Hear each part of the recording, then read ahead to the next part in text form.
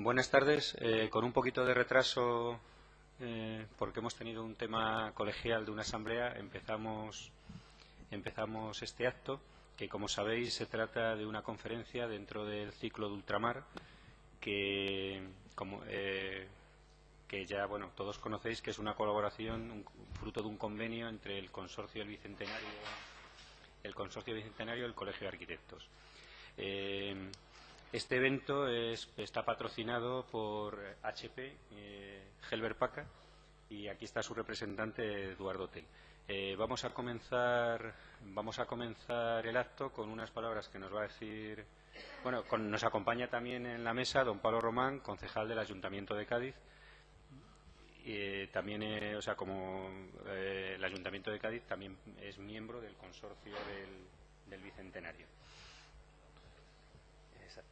Entonces, vamos a iniciar el acto con unas palabras de Emilio, y a continuación Pablo nos dirá algo, Eduardo, y luego pasamos a presentar al conferenciante. Buenas tardes. Yo creo que más que unas palabras de nosotros es una cosa rápida, es una presentación que ya la ha hecho el decano y ha explicado suficientemente bien por qué es la presencia de nosotros aquí. Evidentemente nosotros tenemos que dar un poco de realce a lo que representamos, y si el consorcio tiene una colaboración especial con este colegio para todas estas conferencias, pues entre las relaciones que mantienen institucionales el consorcio del Bicentenario de las Cortes de Cádiz, la PEPA 2012 y el colegio, pues es de agradecer que nos inviten y contestarle con nuestra presencia. Solamente, pues agradecer a todos ustedes la acogida que nos hacéis en vuestra casa, y yo creo que a quien debemos de escuchar realmente, después de la presentación y lo que quieran decir mis antecesores, es desde luego a Javier Cerica Celaya, que es para lo que hemos venido. Muchas gracias. Bueno, yo después de la palabra del comisario, que es la máxima autoridad, como concejal de vivienda del Ayuntamiento de Cádiz, porque también participamos en los eventos del 12, pues habréis leído en la prensa en el día de hoy que se ha aprobado ya el PGO de la ciudad de Cádiz. Yo creo que es una noticia buena para Cádiz, marca el inicio de una nueva salida de la construcción entre todos de un nuevo Cádiz, y que menos que el Colegio de Arquitectos tenga un papel, un protagonismo fundamental. Ponerme a disposición de todos vosotros. Mi intención es reunirme las veces que haga falta para hacer un partícipe en el desarrollo, en la elaboración, en la participación del desarrollo del PGO. Y en principio, nada más, muchas gracias por vuestra presencia. No es la primera vez que vengo y estaré aquí siempre que pueda, porque los arquitectos, yo soy médico, tengo una hija aparejadora y soy una gente encantadora. Gracias. Eduardo.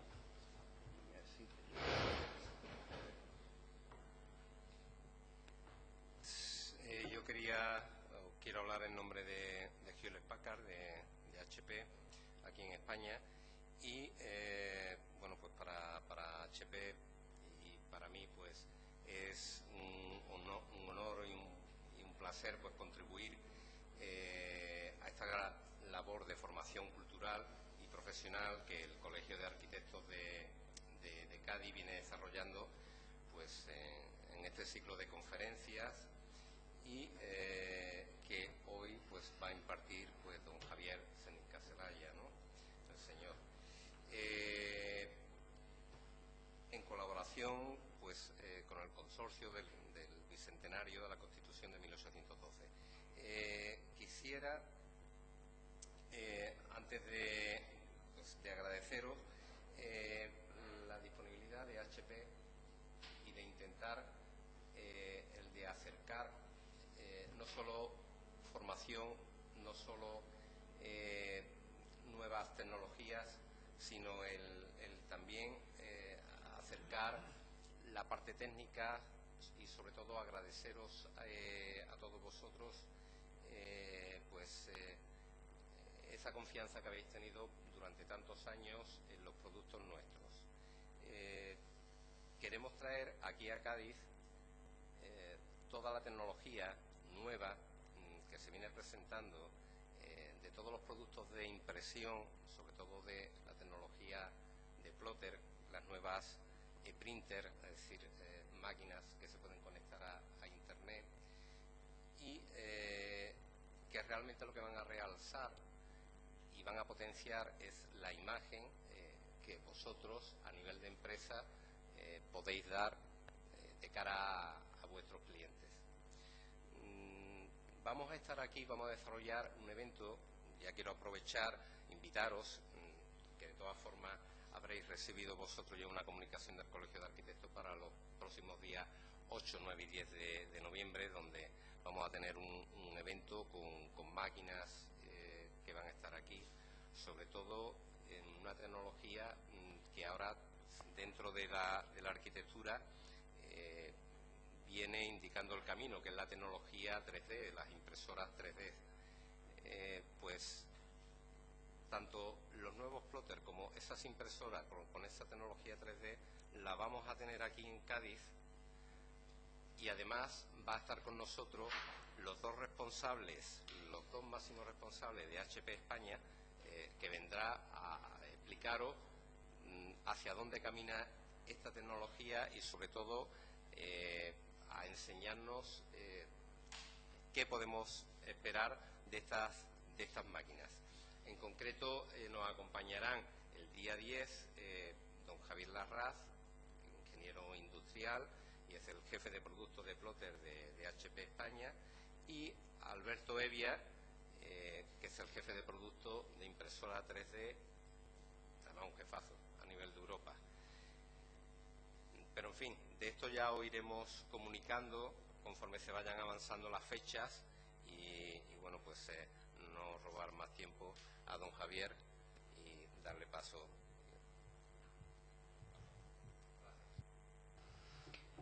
Bueno, de don Javier Cénica Celaya seguro que casi todos sabéis más que yo, pero bueno, os tengo que decir, él nació en el País Vasco, en Vizcaya, en Abanto. Es arquitecto por la Universidad de Navarra, es máster en la Universidad de Oxford, Inglaterra. Precisamente, según me ha estado comentando él, cuando estuvo ejerciendo este máster es cuando empezó su relación con México. Allí compartió estudios con un grupo de arquitectos mexicanos y empezó a sentir ese interés por México, que luego ha ido acrecentando pues por visitas. Ha sido profesor invitado en el Instituto Tecnológico de Monterrey y ha estado en el tribunal de diferentes tesis donde el tema de México y Veracruz estaba presente. Aparte tiene un muy dilatado currículum.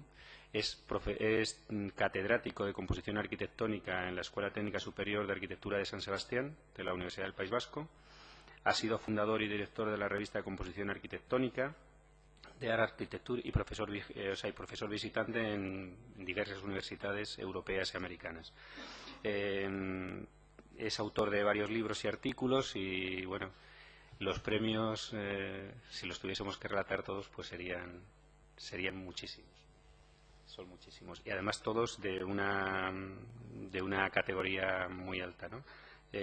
Como el Premio Europeo de la Reconstrucción de la Ciudad de la Fundación Philippe Rothier de Bruselas, que lo recibió en 2 ocasiones. En San Francisco también, yo pronuncio muy mal el inglés, el Charter Award, ¿no? Creo que es, del Congreso para el Nuevo Urbanismo en San Francisco. Ejerce su profesión como arquitecto en Bilbao. Y bueno, hoy el tema de su conferencia es Veracruz, la puerta de México. Eso viene motivado, el título es motivado por 2 temas muy importantes, porque por Veracruz y es la relación que tiene Veracruz dentro de este ciclo de ultramar. Veracruz fue por donde entraron las ideas liberales en América, y fue Veracruz realmente el otro lado de Cádiz, allende de los mares. Existe esa relación directa, ¿no? Y hoy fue y sigue siendo la puerta de México. Creo que con esto está dicho todo y don Javier va a pasar a exponernos una magnífica conferencia que, como recordaréis, hace 2 años ya estuvo aquí con nosotros y nos dejó muy buen sabor de boca. Pasamos. Exactamente.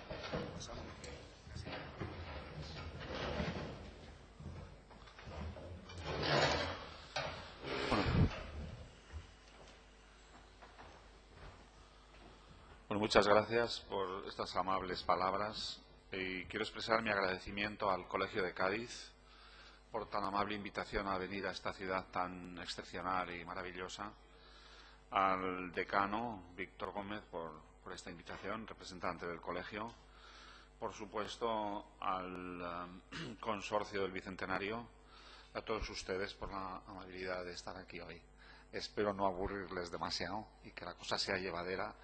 Yo quiero hacer un viaje, explicar un episodio histórico dentro de la charla, centrarme un poco en un episodio histórico de trascendental valor para la humanidad, aunque suene excesivo esto que digo, como fue el encuentro. El encuentro entre dos mundos y el encuentro entre dos culturas, ¿no? El encuentro entre las Américas y Europa, expresado evidentemente en el momento en que Hernán Cortés, conquistador de México, se encuentra con Moctezuma II, emperador del más grande imperio que existió en el centro y en el norte de América. Hablaré de esto y, claro, Veracruz, como ya lo ha dicho el decano, es puerta de las ideas liberales, fue antes puerta de los españoles y puerta de entrada y de salida. Por allí salieron los últimos españoles cuando España abandonó por fin el virreinato de la Nueva España. Sin más dilación y agradeciéndoles a todos por su amabilidad, permítanme que inicie ya un poco la charla, ¿no? Yo creo que hay pocas ciudades realmente que hayan significado tanto para la creación de una nación como es el caso de Veracruz y del Estado de Veracruz, la ciudad y el Estado. Porque por ahí han entrado y han salido los grandes acontecimientos, como digo, de México, ¿no? Veracruz es síntesis, es origen y síntesis de la mexicanidad. Y no pocas veces podemos decir que Veracruz ha dado la cara por México enfrentando al enemigo o recibiendo al amigo. Este pueblo veracruzano, dicharachero, sinónimo de alegría, de fiesta y de embrujo,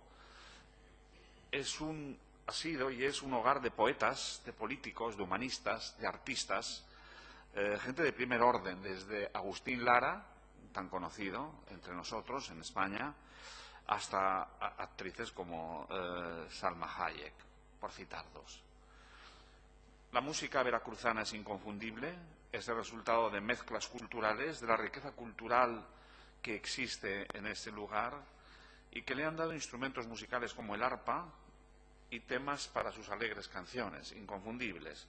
La bamba, por ejemplo, ¿no? Que muchos consideran el himno de Veracruz, ¿no? Y que es conocida en todo el mundo, incluso en el mundo anglosajón, ¿no? Evidentemente yo creo que son pocos los que no se alegran o no cantan al escucharla, ¿no? Geográficamente Veracruz es un estado de forma alargada, vamos a ir viendo algunas imágenes, y estrecha. A ver, igual con esto podría señalar, a ver, sí, qué bien. Ustedes ven la flecha, ¿no? Sí. Es este estado que está aquí alargado, recostado, ¿no?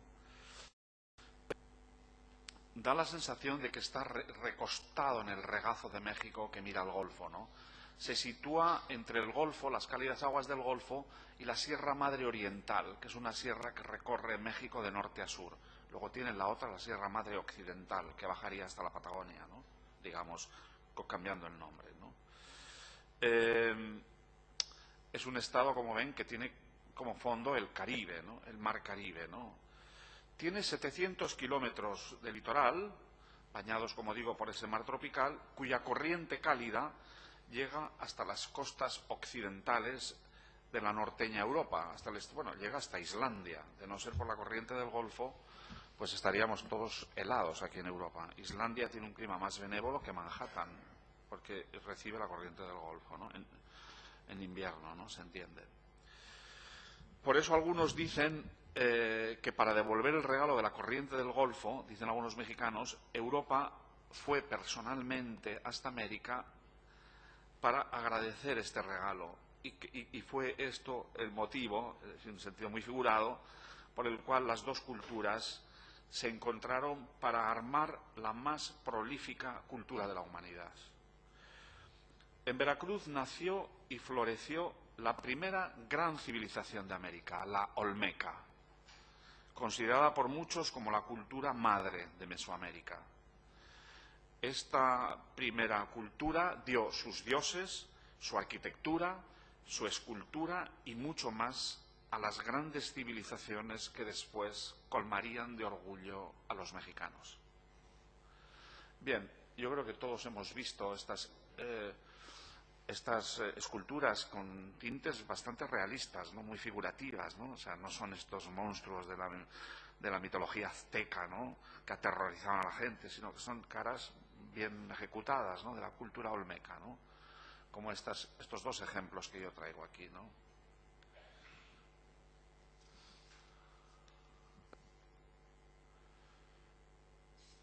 Posee este estado la selva más septentrional de América. Veracruz es también la casa de los brujos más legendarios de México. Se mantiene viva la tradición centenaria por la que el primer viernes de marzo, junto a la laguna de Catemaco, se realizan los rituales mágicos más antiguos de México. Veracruz es además el granero de México y el más importante estado ganadero del país. Veracruz es la ciudad más importante del estado del mismo nombre. Desde su fundación por Hernán Cortés no ha dejado de crecer. Y a lo largo de los siglos la ciudad ha sufrido los más diversos avatares, sobre algunos de los cuales yo haré una referencia en esta charla. Hubo de ser fundada varias veces, un poco más al norte, un poco más al sur, pues por la cuestión de los ataques de los indígenas al principio, el adverso clima tropical, y también para protegerla, para ponerla a buen recaudo de los ataques sistemáticos de los piratas, porque era el puerto de salida hacia España de los productos de México, ¿no? Contó desde el inicio con la existencia, frente a Veracruz, de un fortín, que es San Juan de Ulúa. La ciudad se fundó con una planta reticular. Vamos a ver unas imágenes de la ciudad. Bien, esto es un gráfico, claro, es del siglo XVI, como ven es muy esquemático, donde intentan reflejar los primeros colonizadores el fuerte que construyeron en una isla justo frente a las costas veracruzanas, que es San Juan de Ulúa. Bueno, que aquí se ve mucho mejor ya en esta planta de 1858. Como digo, se fundó, aquí ven la ciudad de Veracruz al fondo y el fuerte de San Juan de Ulúa, que es exactamente donde llegó Cortés. Cortés llega a San Juan de Ulúa y al día siguiente funda al otro lado del agua, en tierra firme, Veracruz.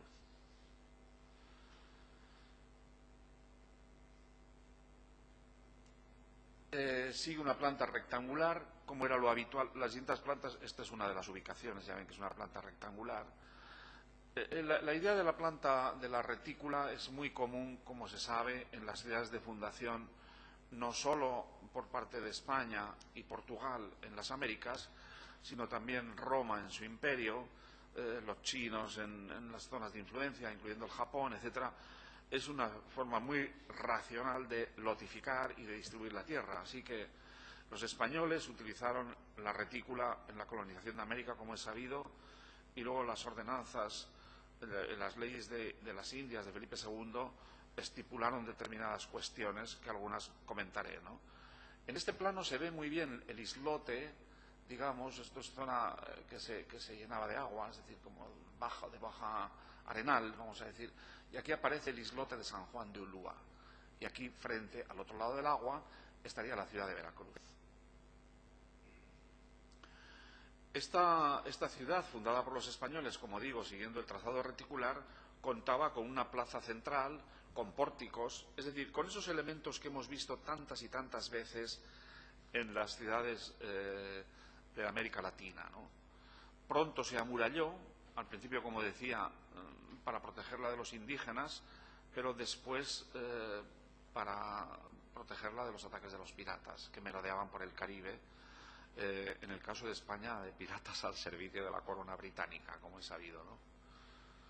Las murallas fueron reforzadas después con bastiones, lo cual hicieron de Veracruz una de las plazas fuertes más importantes del Caribe, ¿no? Bien, aquí vemos otra vez la relación del fuerte de San Juan de Ulúa con la tierra firme. Esta es una planta ya más avanzada, se ve la retícula, el centro de la ciudad, al otro lado del agua el fuerte de San Juan de Ulúa, por donde digo que entró Cortés y por donde salieron los últimos soldados de España, de españoles. Fue reforzada la ciudad, como digo, y apuntalada, antes comentaba, por la presencia frente a sus costas de la fortaleza, que en 1590 se levanta ya en el islote de San Juan de Ulúa, aunque la fortificación de este islote se inicia en 1530 y tantos, 35 según algunos, etcétera, ¿no? Y fue un auténtico bastión, hasta el extremo, luego lo volveré a comentar cuando acabe la charla. La independencia de México se proclama en 1821 y un grupo de soldados españoles resisten en la fortaleza 4 años, como si fuera una especie de isla que pertenece a la corona de España, justo al otro lado del agua, y al final ya renuncian y regresan a España. Es decir, por ahí salieron los últimos soldados españoles. Al crecer la ciudad, del primer cerco de murallas, una vez derribada, solo queda el bastión de Santiago. Es un bastión en el centro de la ciudad que, la verdad, no tiene mucha significación, más que esta cuestión de la memoria de haber sido parte de una fortaleza colosal. Bien, al fuerte de San Juan de Ulúa, el fuerte de San Juan de Ulúa ha quedado ya absorbido por el gran puerto de Veracruz. Está, digamos, forma parte de los muelles colosales que tiene Veracruz, ¿no? Este puerto tan importante del Caribe, ¿no? Bien, estas son unas breves pinceladas sobre esta histórica ciudad, un poco de México, ¿no?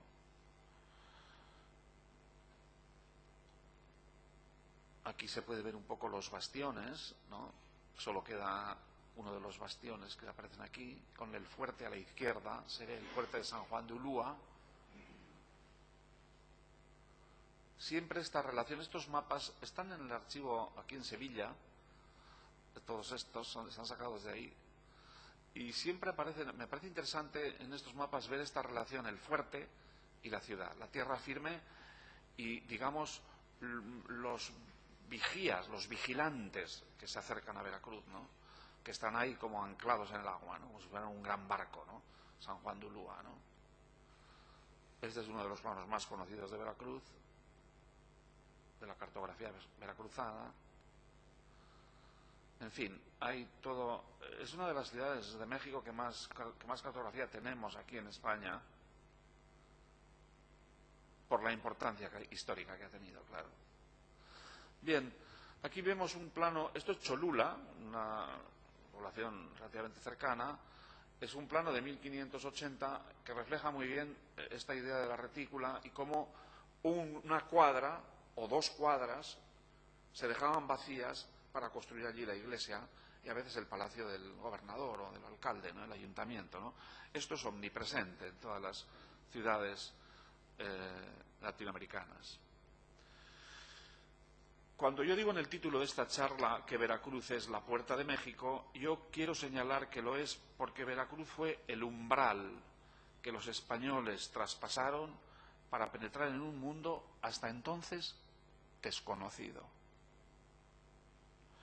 En Veracruz se inicia el tránsito inexorable hacia el gran encuentro, el más grande encuentro cultural de la historia moderna, el más grande encuentro que un país europeo habría de experimentar fuera de Europa, en tierras desconocidas. Encuentro con un universo que habría de sembrar el origen de lo hispano, que inauguraba el mestizaje entre Europa y América. Yo pienso que vale la pena, al hablar de la puerta, de esta puerta, recordar cómo fue ese tránsito desde la puerta de entrada, ese viaje lleno de accidentes, que, como ahora narraré, de incertidumbres, pero también de una inquebrantable voluntad, tanto expresada por Cortés como por quienes le acompañaban, tanto españoles como indígenas, nativos, una inquebrantable voluntad de realizar ese tránsito, a pesar de los accidentes. Ese tránsito que una vez cruzado el umbral, una vez cruzada la puerta de México, una vez de haber pasado de San Juan de Ulúa a Veracruz, es decir, que desde esta ciudad el tránsito se origina hacia la gran ciudad de los aztecas, la Gran Tenochtitlan. Y para confirmar ese carácter de Puerta de México, yo creo que además de rememorar el encuentro más importante de la historia moderna, creo que es necesario hacer una referencia a otros tránsitos que van a tener lugar en esa puerta de entrada y salida. Y lo haré de pasada, no de la trascendencia histórica del gran encuentro entre Europa y América. Por eso quiero comenzar por la gigantesca epopeya que constituye ese tránsito desde Veracruz hacia Tenochtitlán, la capital de los aztecas. Una epopeya con tintes novelescos, porque es por un cúmulo de casualidades, de coincidencias absolutamente inesperadas, de hechos sobrevenidos por los cuales se explica cómo pudo llevarse a cabo tamaña epopeya. Tintes, sin duda alguna, novelescos, que hacen de este trascendental episodio una historia con un carácter de gran narración cinematográfica. Una narración, bueno, que las de Akira Kurosawa, de los shogunes del Japón, se quedaría corta. Y ahora verán las pinceladas que yo cuento, la envergadura de este tránsito de Veracruz a Tenochtitlán. Bien, aun a riesgo de ser un poco pesado, voy a repasar para ustedes la historia de los acontecimientos de esta gran epopeya del encuentro, ¿no? Bien, y aunque pueda resultar o pueda parecer un poco larga la narración, les digo que solo me voy a ceñir a los hechos más fundamentales, solo a los más fundamentales, porque para narrar todos los detalles y los vericuetos están todos los libros que reflejan la historia de México con precisión. Bien,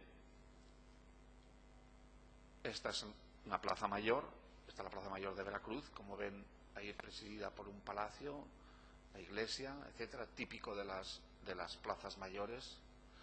Y aquí tenemos en esta imagen al emperador Moctezuma, uno de los códices. El emperador aparece en lo alto de ese edificio, se supone que es una pirámide, y de repente ve un cometa a la plena luz del día. Está perplejo por ese acontecimiento. Cuenta Carlos Flores, el gran escritor mexicano, que en la primavera de Seacatl es un año azteca, que le llaman el año de Seacatl, el año de la caña. En la primavera de ese año de 1519, dice Carlos Fuentes, cita literal, fue un periodo de portentos en el mundo azteca. Las aguas de la laguna hirvieron, se derrumbaron grandes torres, pasaron cometas por el firmamento al mediodía, como este dibujo, ¿no?, lo refleja. Y de noche las lloronas recorrieron las calles previendo la muerte de sus hijos. Fin de la cita de Carlos Fuentes. Esta cita de Carlos Fuentes, el escritor mexicano, hace referencia a la leyenda según la cual en los 10 años anteriores a la llegada de los españoles se dieron 8 señales, se hablan de 8, yo aquí no las cito, que anunciaban el colapso del imperio azteca. Y entre esas señales están los portentos a los que hace referencia y a los que este dibujo también hace referencia. En definitiva, señalaban el colapso y el fin de un mundo que coincidía, ese colapso, con la llegada del dios Quetzalcóatl. Es decir, en todas las culturas mesoamericanas, incluyendo la azteca, la más poderosa, existía la idea mesiánica, el mesianismo. Volvería el Quetzalcóatl, o sea, iba a venir el retorno del dios. Y iba a venir además en el año de la caña, iba a venir en Seacatl, iba a venir en 1519. Claro, esto es una cosa portentosa, es el año en que llega Cortés. Por ese motivo, Moctezuma II Xocoyotzin, Tlatoani o emperador de los aztecas, andaba muy preocupado, ansioso y desasosegado. Meditaba y esperaba desde lo alto de las imponentes pirámides de Tenochtitlán el regreso de Quetzalcóatl, la serpiente emplumada, el bondadoso dios de los aztecas. dios de la agricultura. Este dios Quetzalcóatl, que vendría por el oriente, era un dios que ellos, los aztecas, lo habían adoptado de otra tradición precedente. En realidad, Quetzalcóatl está omnipresente en todas las culturas mesoamericanas. Incluso se habla de un origen humano de Quetzalcóatl, una especie como de hombre sabio, de sabios consejos, una especie de Confucio. Confucio, lo que pasa es que no se divinizó en China, pero este sí. Es estos umbrales de ensoñación, un poco como en Grecia, ¿no? No sé, Poseidón que clava el tridente en el Erecteion y esas cosas. Pues aquí pasa lo mismo. Quetzalcóatl se pierde en la oscuridad de la historia mesoamericana como un personaje de carne y hueso, ¿no? En realidad es un dios que partió hacia el oriente, pero que volvería en el año de la caña, iba a volver en 1519. Era un dios, como digo, adoptado por los aztecas, que compartía el panteón azteca, el universo de las deidades aztecas, con el gran dios de los aztecas, que es, los nombres son muy impronunciables en México, Huitzilopochtli. Huitzilopochtli es el dios azteca por antonomasia, es el dios de la guerra, es el dios de las exigencias violentas y del sacrificio. Es Huitzilopochtli un dios al que se le hacen sacrificios humanos. Esto que tanto terror produjo a los españoles, ver los sacrificios. Bien, aquí vemos una alusión a la serpiente emplumada, como le llaman a Quetzalcóatl. Claro, toda la mitología azteca, aunque sea tomada de otros, siempre tienen figuras de animales, no son como las primeras esculturas olmecas que hemos visto.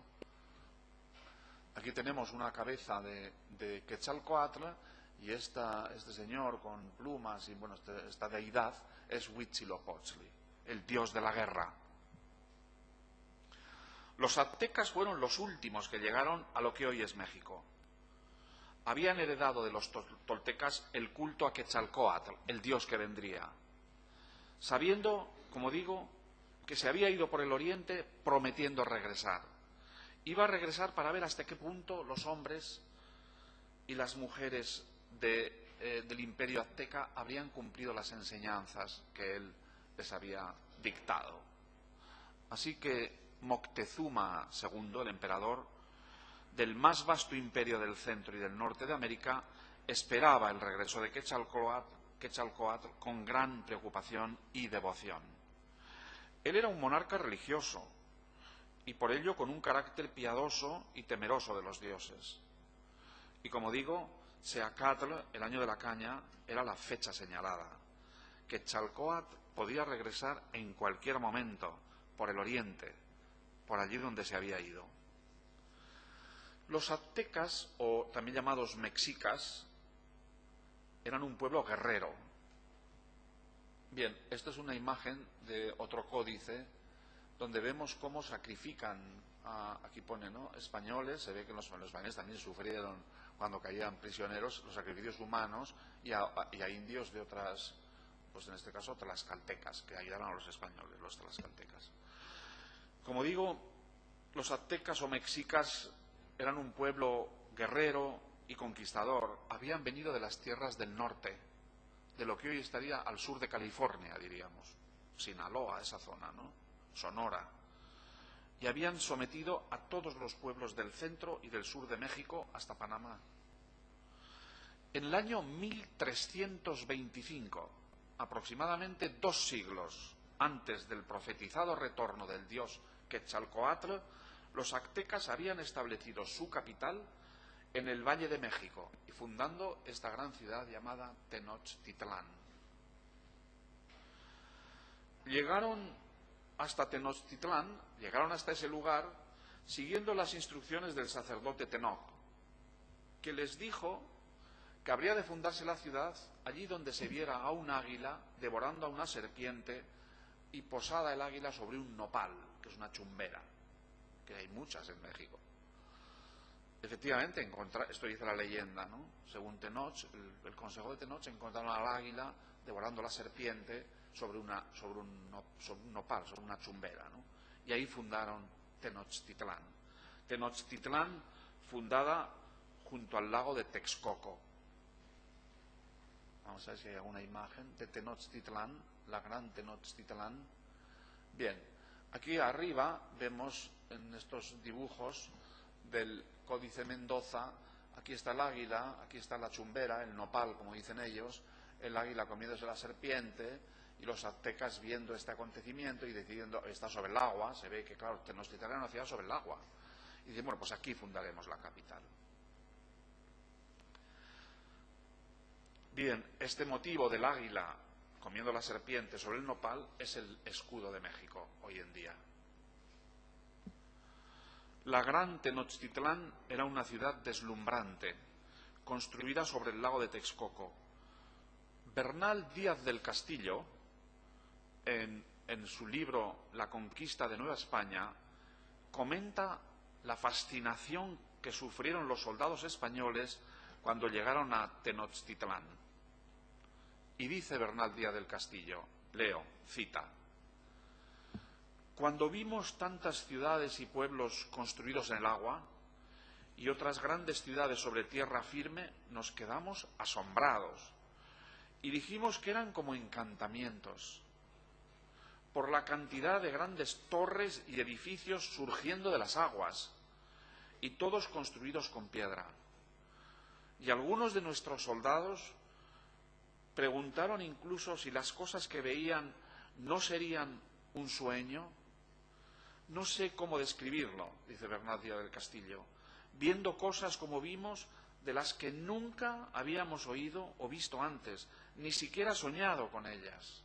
Bien, es como cuenta Bernal Díaz del Castillo la visión de Tenochtitlán por los españoles. Este es el lado de Texcoco, ahí aparece Tenochtitlán, en medio del lago, a la izquierda. Estos son unos esquemas antiguos del plano de Tenochtitlán, la interpretación a la derecha, otra imagen de Tenochtitlán, y esto es de los muralistas. Diego Rivera dibuja la intensidad de Tenochtitlán, aparece al fondo el mercado de Tlatelolco, y esto es más en detalle del mismo mural. Aquí se ve Tenochtitlán y abajo lo que sería el recinto del Templo Mayor, ¿no? Las grandes, donde hoy está la Catedral de México, ¿no? Mientras las preocupaciones místicas ocupaban la cabeza del emperador Moctezuma, en Cuba, el gobernador Diego Velázquez, que ahí aparece, Diego Velázquez de Cuéllar, buscaba un capitán capaz de explorar y conquistar los territorios occidentales del Golfo de México.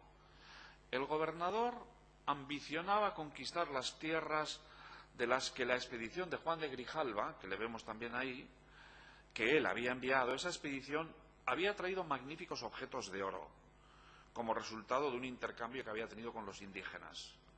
Juan de Grijalva había desembarcado en Cozumel, México, el 3 de mayo del 18, un año antes que Cortés, y había igualmente desembarcado en el islote de San Juan de Ulúa.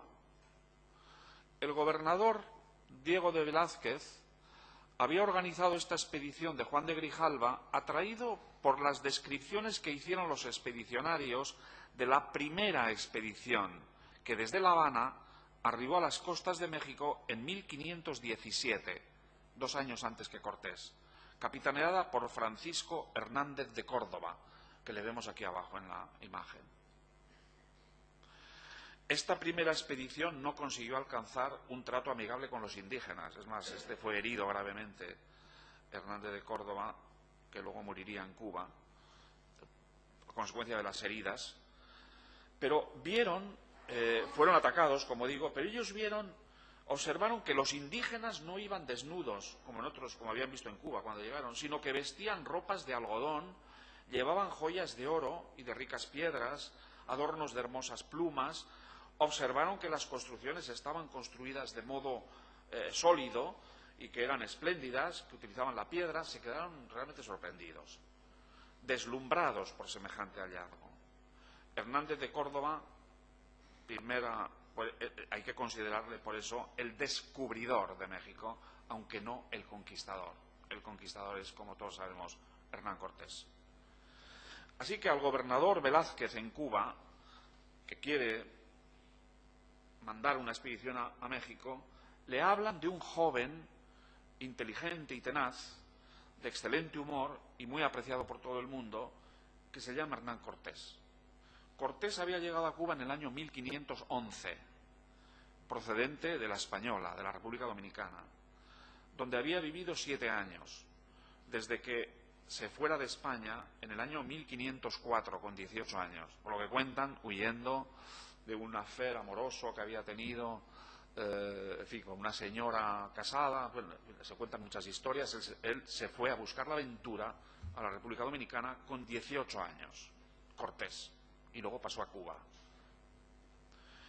Cuenta el historiador Alfonso Toro, uno de los grandes historiadores sobre México, que Cortés salió de Cuba el 18 de febrero. Bueno, monta la expedición el gobernador, le encarga a Cortés hacer la expedición, él se encarga de buscar los barcos, etcétera, y se inicia ya esto que es la gran aventura hacia el encuentro. Un 18 de febrero, a principios del año 19, dice Alfonso Toro, y cito literalmente a Alfonso Toro, cita: una armada de 10 carabelas con 400 soldados, llevaba 16 caballos, 10 cañones de bronce y 4 falconetes, que son cañones pequeñitos. Llevaba varios perros de presa y un copioso almacén de pólvora y balas. Sigue Alfonso Toro, cuenta también, dice: además de los hombres de guerra, había 119 entre artesanos y marineros, 200 indios de carga, así lo cuenta Alfonso Toro, el mexicano, y algunos negros, a pesar de que en las instrucciones dadas por Velázquez a Cortés se prohibía llevar en los navíos indios de Cuba. Cita literal del historiador. Bien, otros autores, sin embargo, discuten sobre el número de gente de la expedición, aunque todos están de acuerdo en el número de barcos. Salió en febrero y a los pocos días, porque ya vemos que Yucatán es como un apéndice que casi pincha Cuba, a los pocos días, en el mismo mes de febrero del 19, llegó Cortés a Cozumel, en la puntita del Yucatán. Esto está cerca de Cancún, donde van ahora todo el mundo de turistas. La expedición, aquí tenemos a Cortés, aquí tenemos la salida de los barcos de Cuba, y aquí tenemos, ya ven cómo el Yucatán casi pincha la isla de Cuba, da un saltito y está en Cozumel, y viene bordeando estas costas. Esto que está en verde es el estado de Veracruz. Bien, la expedición siguió bordeando la costa hacia el norte. Hubo una batalla, la batalla de Potonchan, donde tras la victoria de esta batalla, la primera batalla que tuvo con los indígenas regalan a los españoles, esto es muy interesante, 20 esclavas, 20 doncellas. Digo que es interesante porque entre ellas estaba una llamada Malinchín, que los españoles la llamaron Marina, y que se la conoce como la Malinche. La Malinche fue intérprete, consejera y concubina de Hernán Cortés. Tendría un hijo con ella. La Malinche es un personaje central en la historia de México y de América. Su dominio, ella hablaba maya, ella era una doncella maya, pero también hablaba el lenguaje de los aztecas, es decir, dominaba los dos idiomas. Sus conocimientos de los idiomas, el conocimiento de la psicología de los indígenas y su fidelidad absoluta a Cortés hicieron de la Malinche una pieza fundamental en la conquista de México realmente. La Malinche, los mexicanos dicen, cuando un mexicano ama mucho algo que no es de México, le dicen: tú eres un malinchista, porque la Malinche ayudó a los invasores, vamos a decir, ¿no? Bien, como digo, hubo una primera batalla en Tabasco. Cortés funda una primera ciudad, Santa María de la Victoria, la primera ciudad de América continental, que seguiría siéndolo de no haber desaparecido. En su lugar, Veracruz ocupa esa posición, es la primera ciudad construida en la América continental, Veracruz. Así que, como ven, en rojo, Cortés bordea las costas del Yucatán y llega hasta este puntito que es el islote de San Juan de Ulúa. La expedición, como digo, sigue bordeando la costa y el día de Jueves Santo, un 21 de abril de 1519, llegan al islote de San Juan de Ulúa, que ya lo había visitado Juan de Grijalva, que se llama San Juan en honor a Juan de Grijalva, y que le llaman Ulúa porque los indígenas le sonaba, lo repetían con un Culúa, o sea que así le llaman. Es muy curioso que ya cuando Grijalva había estado en ese lugar un año antes, varios capitanes de Moctezuma, del emperador, eran territorios aztecas, vieron la llegada de los españoles. Vieron los españoles con sus cañones, sus barcos. Ya le habían dicho al emperador que habían estado en San Juan de Ulúa unos personajes que podrían ser emisarios de Quetzalcóatl, del dios que habría de regresar. Una cosa curiosa, ¿no? Después de que Grijalva en la primera expedición volviera a Cuba, esos capitanes aztecas se quedaron en esa zona de San Juan de Ulúa, esperando el retorno de esos semidioses, porque tenían que venir en el año 19, al año siguiente, como sucedió. Llegaron los españoles. A la llegada de Cortés, cuando Cortés llega, el emperador Moctezuma es avisado y se le dice: acaban de llegar los emisarios de Quetzalcóatl. Y Moctezuma envía pintores para que dibujen todo lo que ven y le cuenten todo lo que traen los supuestos enviados de Quetzalcóatl, o que pueden serlo.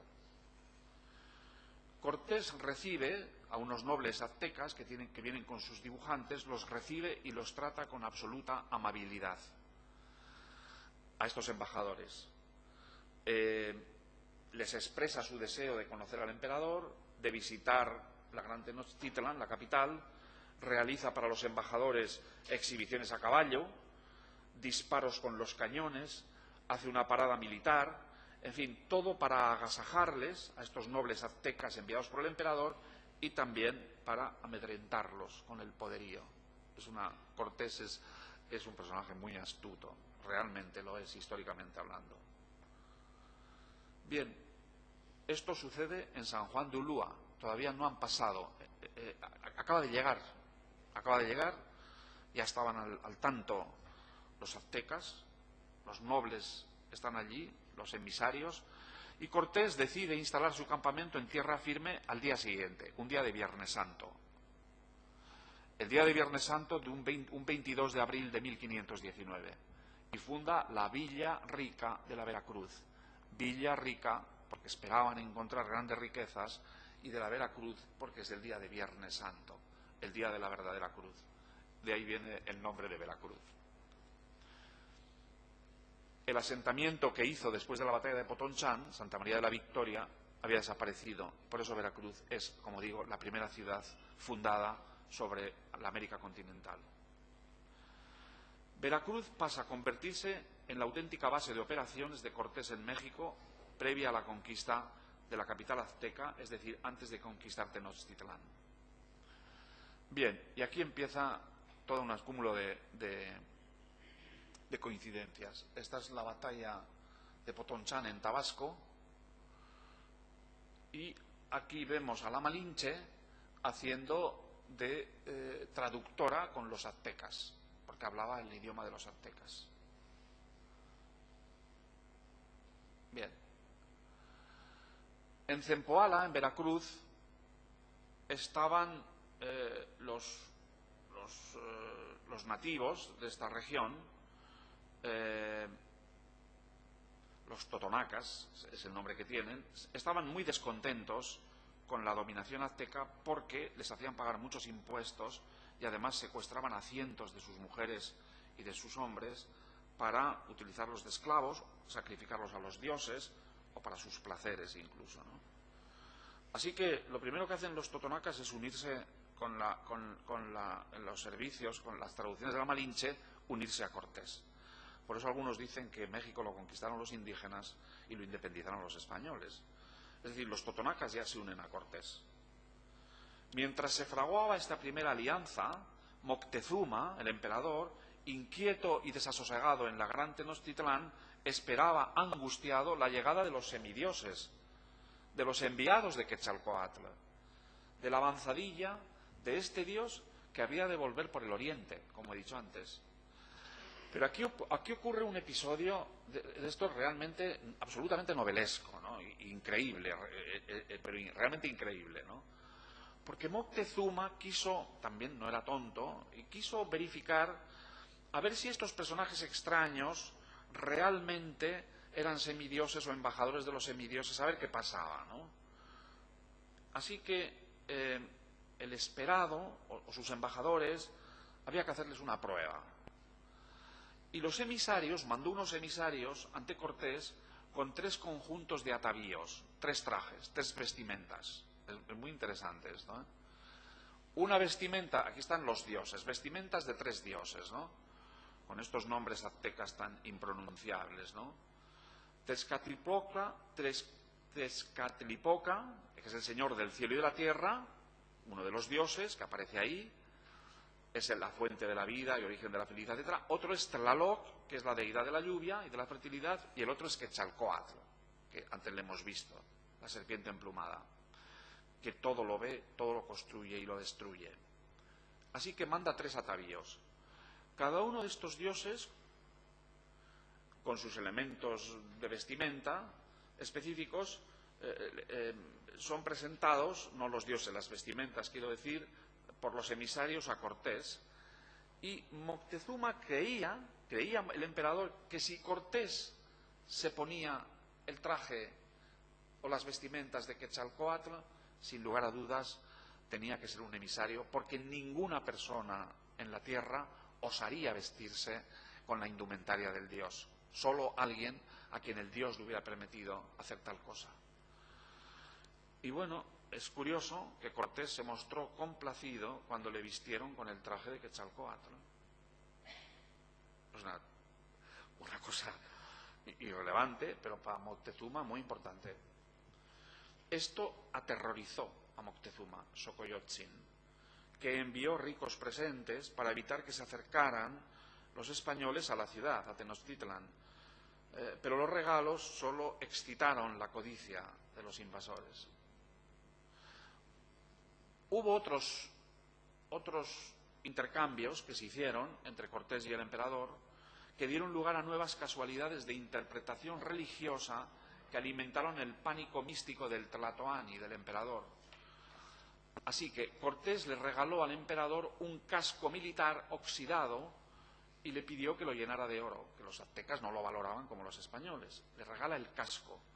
Bueno, el casco que Cortés le regala al emperador Moctezuma es idéntico a uno que lleva el dios Huitzilopochtli, el dios de la guerra, el máximo dios de los aztecas. Claro, Moctezuma, un hombre piadoso como lo era, este emperador, se siente muy inquieto. Realmente estos pueden ser embajadores de Quetzalcóatl, sin lugar a dudas. Bien, y siguen, por eso digo que hay una serie de coincidencias. Cortés sigue avanzando, tiene una derrota a los tlaxcaltecas debaten aquí en el Senado de Tlaxcala, todos los jefes tlaxcaltecas al final deciden unirse a Cortés por aquello de que, bueno, si no vences al enemigo, mejor te unes con él. Y se unen a Cortés, en contra de los aztecas, de los poderosos, ¿no? Bien, aquí vemos en este dibujo, ¿no?, de otro códice, tlaxcaltecas y españoles unidos, ¿no? Así que tras la alianza con los tlaxcaltecas y una terrible matanza que hay en Cholula, avanza la expedición, ha pasado Uxalapa, Tlaxcala, se les han unido, en Cholula hay una terrible matanza que queda reflejada tanto en esa pintura como en otro códice. Aquí estas cosas todos despedazados, una cosa terrorífica, ¿no? Este está repetido. Y al final ya han pasado entre los dos grandes volcanes y se avecinan a Iztapalapa, aquí ya en el borde de Texcoco, encima de Tenochtitlán.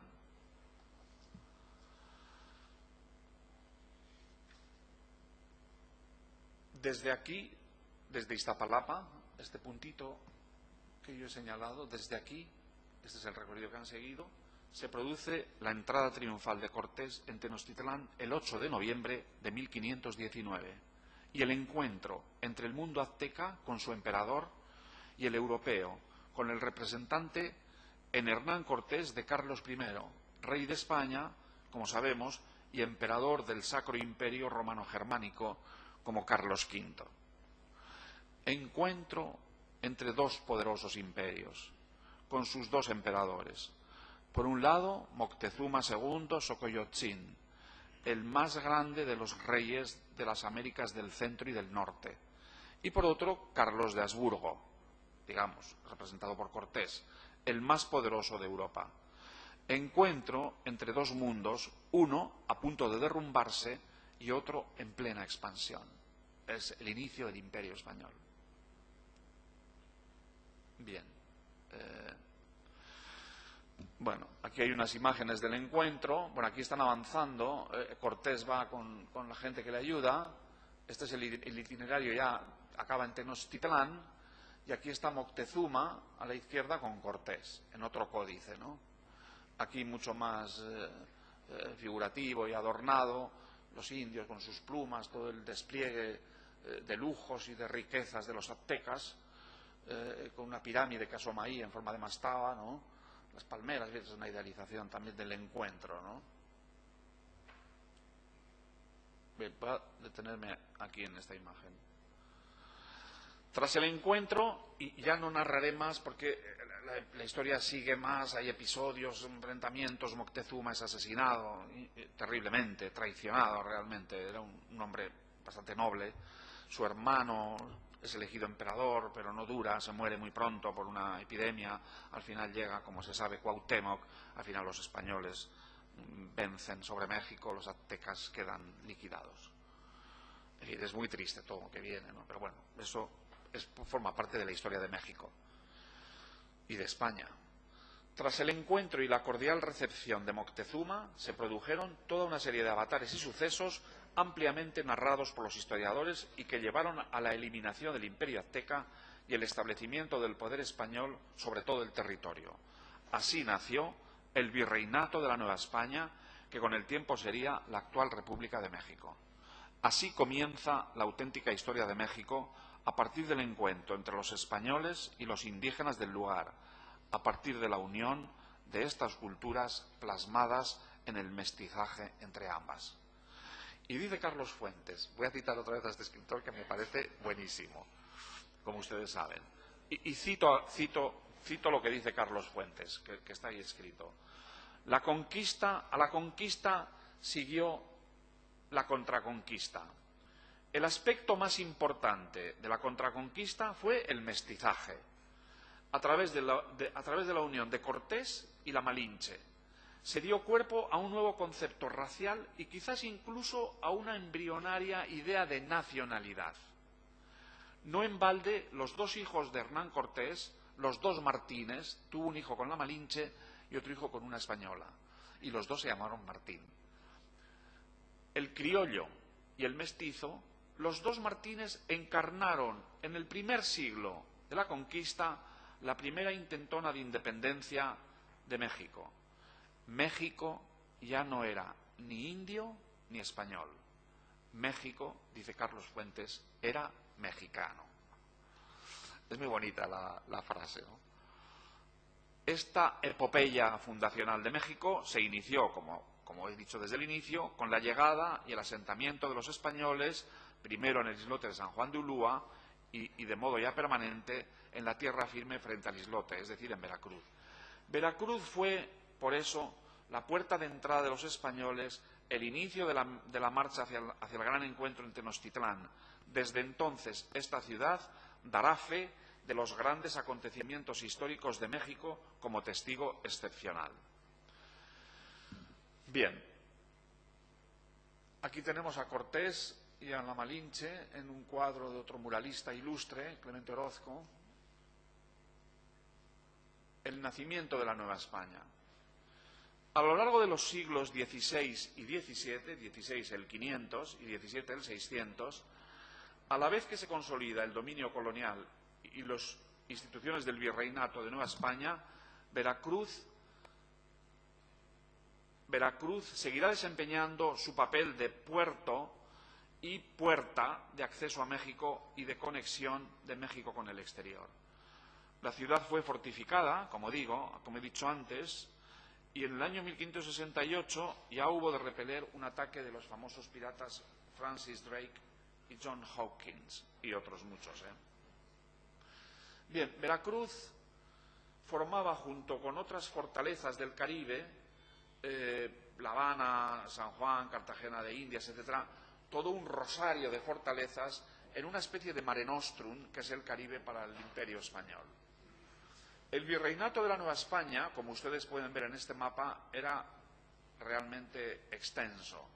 Fíjense que llega hasta Panamá, prácticamente, llega hasta lo que hoy es la frontera con Canadá. Todos esos eran territorios mexicanos, fueron territorios mexicanos por mucho tiempo, hasta que Santana los perdió en el 19, cuando ya eran independientes. Fíjense que la Florida está adscrita a la Ciudad de México, también La Habana, la República Dominicana, etcétera, e incluso este archipiélago que son las Filipinas. Las Filipinas están adscritas al virreinato de la Nueva España.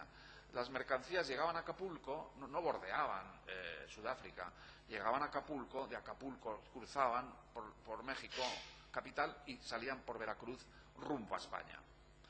Estos eran los extensísimos territorios del virreinato de la Nueva España.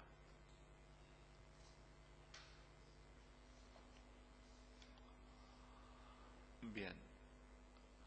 Este es un mapa de la ciudad de Acapulco. También ven ahí la fortaleza, porque vienen los productos de Filipinas, de Asia, bueno, de las Islas Marianas, Salomón, los dominios que España pudo tener en Asia y que solo podían ponerse al oriente del meridiano trazado por el Tratado de Tordesillas, por el cual el mundo se divide en dos, entre Portugal y España.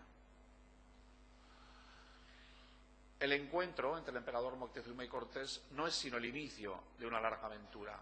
Al principio con tintes épicos y hasta trágicos, luego con el intercambio de ideas, costumbres y tradiciones.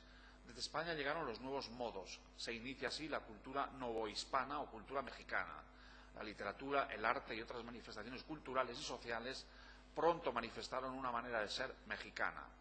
Esa manera mexicana puede verse con claridad en su arquitectura, por citar tan solo uno de los campos en los que la herencia de la Nueva España es más importante y más original. Bien, yo ahora vamos a mirar esta producción tan importante arquitectónica que ha dejado México o la colonia, ¿no? Voy a enseñar una serie de obras, que algunas son muy conocidas, están en todos los libros, pero que vale la pena mostrarlas. Bueno, la producción arquitectónica del virreinato en 300 años de presencia española es absolutamente apabullante. O sea, bueno, no digamos entonces, es apabullante. Ustedes van a ver una serie de imágenes y dirán, qué barbaridad. Es que esto es una muestra de lo mejor que tienen los mexicanos. Pero es que es una cosa apabullante, lo que son 3 siglos. Claro, dirán que en 3 siglos, 300 años da mucho de sí. Les voy a mostrar este intercambio de ideas cuando llegan los españoles, lo que es la arquitectura del 500, del siglo XVI.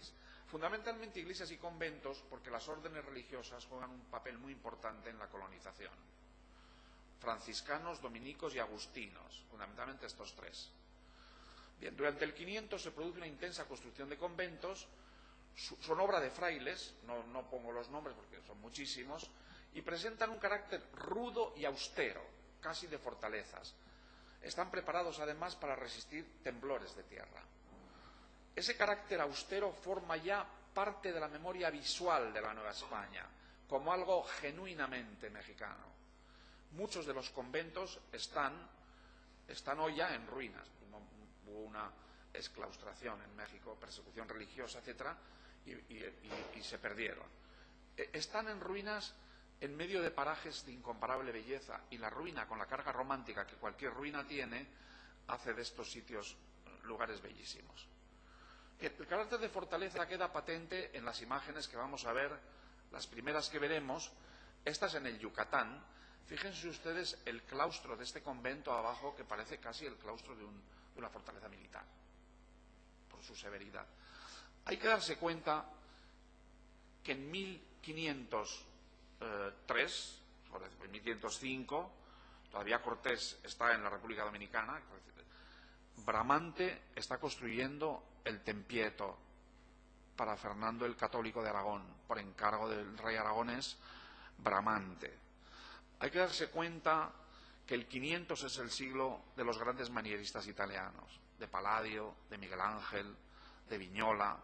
Es decir, que hay un nivel arquitectónico espectacular. Y sin embargo, los españoles, que también son conscientes, en el 500 están levantando las grandes catedrales del sur de España.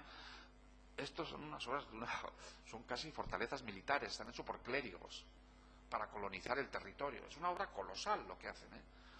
Vamos a ver algunas imágenes más, porque no quiero aburrirles con comentarios excesivos. Las obras del Yucatán son hermosísimas.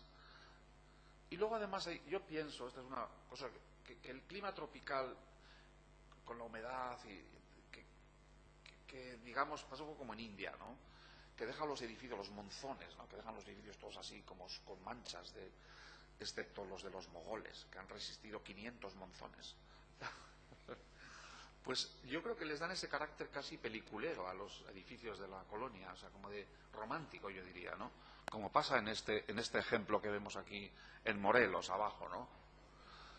Son grandes cajas, grandes volúmenes, con poquísima ornamentación, todos los edificios del siglo XVI, que vamos a ver. Esto también está en el Yucatán, conventos abandonados, es decir, arruinados, son monumentos mexicanos, pero como ven, no queda más que el ábside, ha desaparecido y está muy cuidado, pero en ruinas. Este es uno muy famoso que visitó el Papa recientemente, está muy arreglado precisamente por eso, en Izamal, en Yucatán. La fecha, fíjense, del 49 al 61. Es decir, Cortés llega en el 19, o sea, están hechos, pues, relativamente en época reciente, después de la llegada de los españoles, ¿no? Con espadañas todavía, que es muy propio, como saben, digamos, de la tradición más rural, no de las grandes catedrales, ni mucho menos, ¿no? Tampoco existen esas pretensiones en la necesidad colonizadora que desempeñan estas órdenes desde aquí hasta casi, diríamos, bueno, Canadá. Es decir, saben ustedes que los franciscanos tienen misiones en California, y todas con este carácter severo, ¿no? De todos modos, lo que los clérigos llevan a México en su experiencia arquitectónica es lo que han visto en España. En España se cubre las iglesias a la gótica hasta el siglo XIX, porque los artesanos sabían cubrir a la gótica. Es una manera muy efectiva de cubrir, ¿no? Cuando una bóveda gótica es hipernervada, que tiene muchos nervios, se forma como un casco, como un casquete, que es la bóveda vaída, como las de Vandelvira en la Catedral de Jaén, ¿no? Aquí vemos bóvedas vaídas y preciosas en esta sala tan potente de la Catedral de Mérida. Es decir, llevan también experiencias interesantes, más cultas, ¿no? Y fíjense la fecha, ¿no? Es decir, claro que en España es que hay que tener presente, digamos, hay órdenes más modestas, clérigos más modestos, menos recursos, pero también hay casos en los cuales llevan la experiencia de estas grandes catedrales españolas que se levantan tras la expulsión, digamos, de los nazaríes de Granada, ¿no? Por los reyes católicos, como saben, ¿no? Bien, más edificios del siglo XVI, este ya acabado más tarde, también con estas bóvedas que vemos aquí. Pero este es el tipo de edificios propios del siglo XVI en México, con espadañas, castellated, almenados, con, como ven, arcos completamente recortados en el muro y quizás pequeños motivos ornamentales todavía bastante escuetos y bastante simples de ejecución. No hay una artesanía muy desarrollada. Y digo esto porque luego veremos hasta dónde llegan las artesanías de México. Por eso vamos a enseñar primero cómo empieza la arquitectura en la Nueva España. Seguimos, este es un ejemplo muy interesante en Hidalgo, con esta gran espadaña que corona la iglesia. Otros ejemplos muy escuetos en Zempoala. O esta también, donde el edificio aparece como digo, con esto es como castigado y no voy a decir, bueno, arruinado, digamos, ¿no? Porque el convento ha desaparecido, no queda la iglesia en pie, en Morelos, cerca de la capital.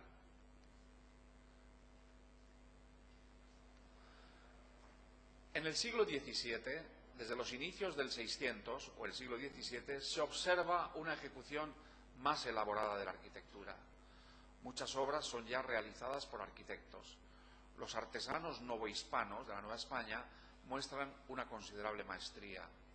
Las portadas aparecen ya más elaboradas, así como los claustros y otros elementos de la composición arquitectónica. Bien, vamos a ver un poco unos ejemplos más. Fíjense, claro, esto está acabado en el siglo 1675 en Oaxaca. Ya ven que las pilastras han sido resaltadas, las cornisas corren. En fin, es un edificio, incluso el remate del campanario es un edificio mucho más elaborado ya por arquitectos. La diferencia con lo que se había hecho hasta entonces es abismal. Aquí ya intervienen arquitectos tanto españoles como novohispanos educados en España, ¿no? O incluso en México.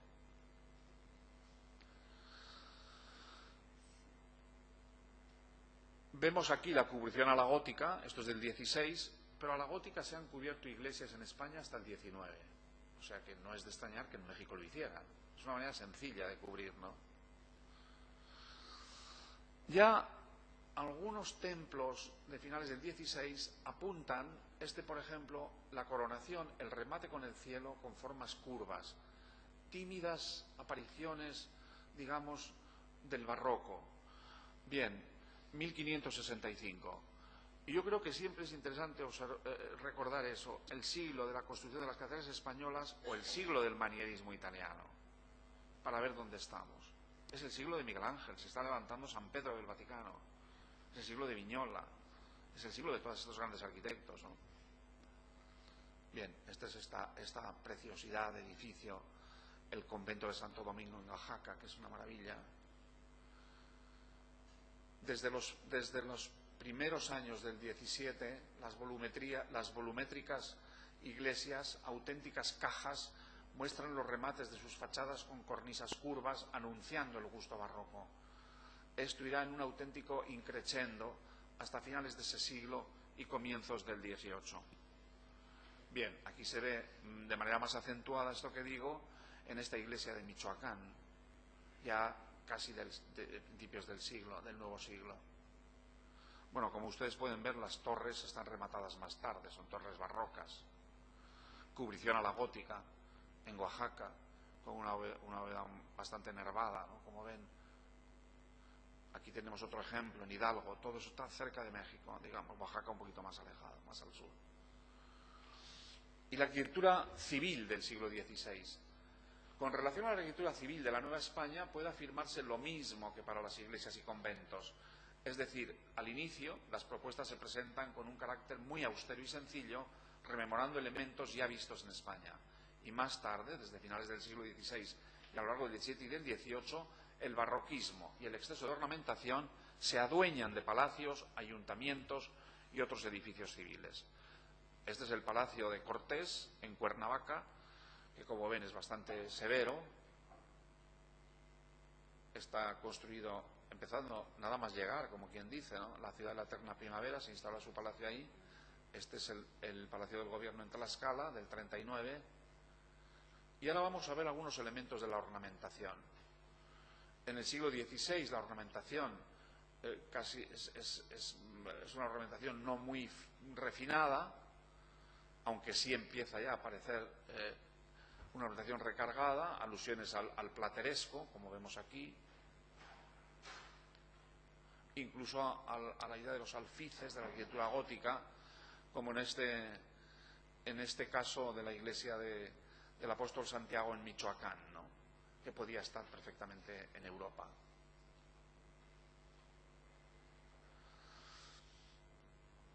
En el convento de Santo Domingo, que es uno de los más de ornamentación más exagerada, vemos esta especie de horror al vacío, horror vacui, que los artesanos novohispanos tienen a la hora de decorar los espacios, ¿no? Tanto religiosos como civiles, ¿no? no dejan ni un centímetro cuadrado libre de ornamentación, ¿no? Esto es en la ciudad de Puebla, o este otro caso, en Oaxaca también, el árbol del Rosario. Y por fin llegamos quizás al capítulo que es más conocido en los libros, que es la arquitectura barroca mexicana, y verán ustedes qué ejemplos tan fantásticos vamos a ver cuando ya está hecho por arquitectos mexicanos, artesanos mexicanos, donde se hace particular énfasis en el barroco, tanto allí como en el resto del mundo, a las portadas, a las entradas, a las puertas y también a los campanarios. Es decir, aquello que sirve de anuncio en la iglesia triunfante del catolicismo, posreformista, postridentina, ¿no? Esta es la iglesia impresionante de Panotla en Tlaxcala, que fíjense ustedes el barroco mexicano hasta dónde va. Es decir, hay un barroco centroeuropeo deslumbrante, hay un barroco italiano más contenido, más clásico, hay un barroco como el nuestro, aquí en Andalucía un barroco muy interesante, y tenemos el barroco mexicano, que yo creo que supera en excesos ornamentales todo lo imaginable. Portadas y campanarios son, como en el resto del mundo, los grandes reclamos del barroco. Bien, esta imponente catedral de Zacatecas, fíjense la portada de 3 órdenes, y el campanario también, después de la base, con 2 pisos más, con una ornamentación exagerada, con 3 pisos de 3 cuerpos de campanas en Guanajuato, o esto increíble en Tlaxcala, ¿no? Parecido a otro que hemos visto anteriormente. Aquí tenemos detalles del barroco ya mexicano en pleno esplendor, como es este caso de Guadalajara, en Jalisco, la iglesia de San Francisco con sus columnas salomónicas, levógiras y destrógiras. Aquí tenemos otro caso en Guanajuato, en San Miguel de Allende, en el estado de Guanajuato.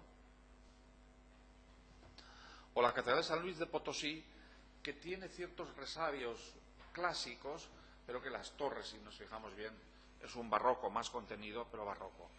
Hasta llegar a este caso del libro, muy conocido por todos, pero que yo lo traigo porque creo que casi es obligatorio, que es la iglesia de Santa Prisca, en Taxco, ¿no? Que me parece muy interesante, ¿no? Por su elegancia y esbeltez, cosa rara además en México, ¿no? Esta es una ciudad de minas de plata muy rica, que se puede permitir este tipo de construcciones, ¿no? En un pueblo, como ven, muy bello, ¿no? Fíjense la iglesia de la Compañía en la ciudad de Guanajuato, en pleno barroco, tanto la portada como la torre, el cuerpo de campanas, o este otro caso de San Miguel de Allende en Guanajuato. Y ya acabo los ejemplos de arquitectura. Con los últimos ejemplos, el sagrario de la Catedral Metropolitana en la Ciudad de México, que es uno de los mejores ejemplos de la historia de la arquitectura barroca, o incluso estos casos en los que las portadas salen fuera. Es decir, el altar, el retablo, que lo habían sacado a la calle en el barroco, tras la Reforma Protestante, sale fuera como si fuera un edificio en sí mismo, ¿no? El caso de esta iglesia en Oaxaca, o este otro caso impresionante en Chiapas también, con esta espectacular portada de 3 órdenes. Las otras artes. Yo no puedo, primero por tiempo y porque tampoco conozco un poco de arquitectura y poco más, y tampoco no es el objeto, no quería yo hacerlo, hablar de las otras artes en las que México o el virreinato fue muy importante. Por ejemplo, la literatura he traído a un personaje muy conocido como es Sor Juana Inés de la Cruz.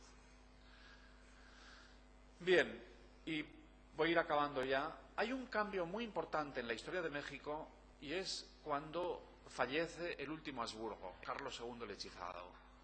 Porque los Habsburgos dejaban el control de la Nueva España a los criollos y a los que vivían en México, ¿no? Bueno, en el virreinato. Mientras que los Borbones son mucho más centralistas.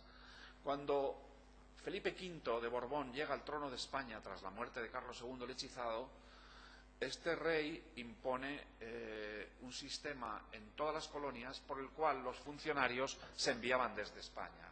Las colonias eran como una vaca que había que ordeñar, dicho en términos un poco burdos, y claro, esto provoca un profundo malestar desde el reinado de este monarca a lo largo de ese siglo, que es el siglo en el que las ideas ilustradas ya están penetrando en América.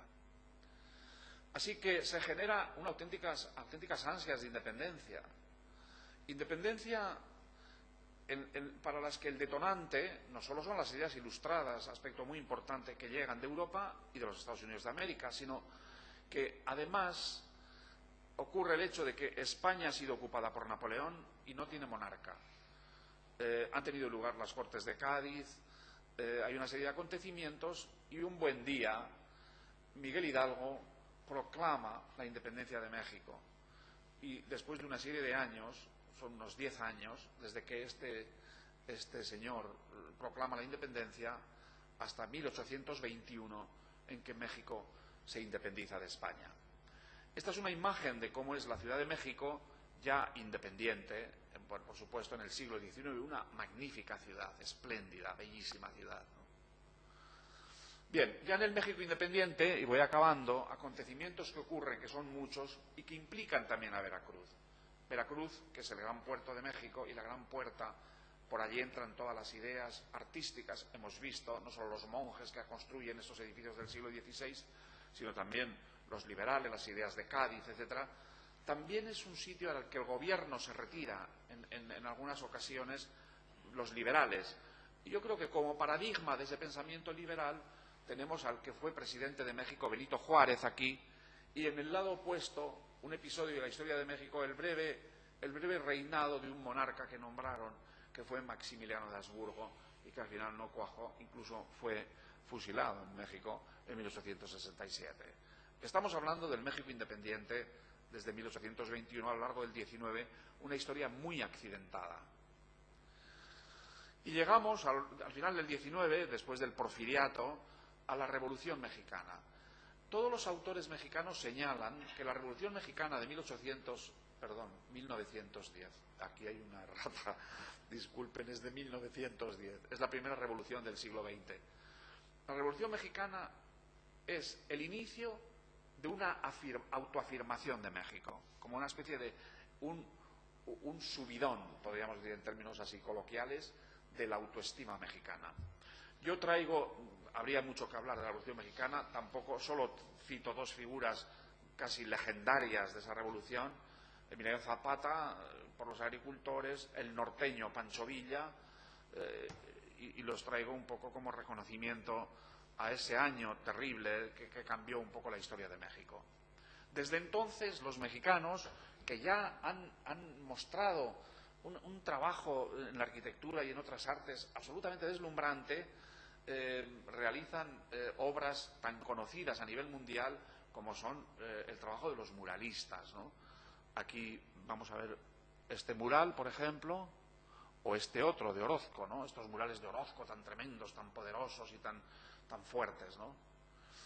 Y ya, por hablar de arquitectos mexicanos, esto sería todo un mundo hablar de los arquitectos mexicanos contemporáneos, yo traigo unas imágenes de este arquitecto conocido mundialmente, por supuesto, que es Luis Barragán, con unas imágenes de obras de Luis Barragán. Qué valientes son los mexicanos con el color, ¿verdad? Yo siempre estoy sorprendido cómo usan el color. Nosotros que temblamos, todos los europeos tiemblan con el color, ¿no? Y los norteamericanos también, Y los mexicanos, venga, se lanzan, venga, toma amarillo, toma toma azul y venga, y para adelante. Son muy valientes, de verdad, Yo una vez hice un ejercicio con norteamericanos en México y solo un alumno se atrevió a meter color. Le dices, es que el color es que me da cosa. Digo, pues mete color, hombre, si los mexicanos aquí son bastante lanzados. Bien, quiero cerrar esto, ya quedan 2 o 3 fotos más, haciendo una alusión a este magnífico proyecto cultural, sobre todo, que es la Universidad Nacional Autónoma de México, con el edificio de la biblioteca y bueno, obra, digamos, que representa ya este orgullo de una nación floreciente, próspera, cuya epopeya se inicia, como digo, en San Juan de Ulúa y que llega a ser ahora un país emergente en plena expansión. Veracruz, puerta de México, Veracruz, inicio del itinerario hacia el gran encuentro de las dos grandes culturas, europea y americana, uno de los más grandes acontecimientos de la historia. Pues nada más, muchísimas gracias.